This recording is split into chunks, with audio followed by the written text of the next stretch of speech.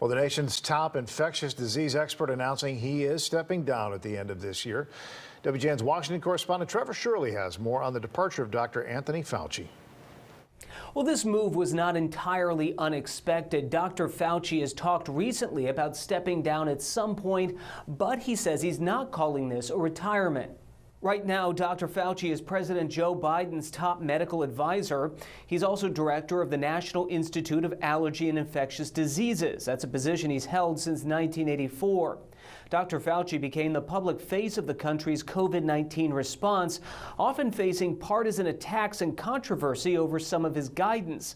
Fauci often appeared with former President Donald Trump when the pandemic began, but eventually fell out of the former president's favor, as Fauci's desire for continued caution often clashed with Trump's push to return to normalcy.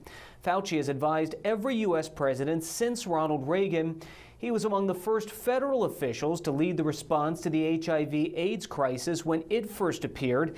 He also helped create one of former President George W. Bush's signature foreign policy achievements, a massive program called PEPFAR, which funds HIV/AIDS education and treatments in Africa that's been credited with saving millions of lives. Some speculated Fauci would step down before next year to avoid being drawn into any investigations Republicans might launch if they retake the House in the midterms.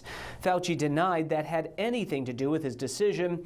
Fauci says while he's leaving government service, he says it's not a retirement, saying he'll use his time now to inspire young people to enter government service. And while there's no specific date for when Dr. Fauci plans to step away from his duties, that is expected to happen sometime in December. Reporting in Washington, I'm Trevor Shirley.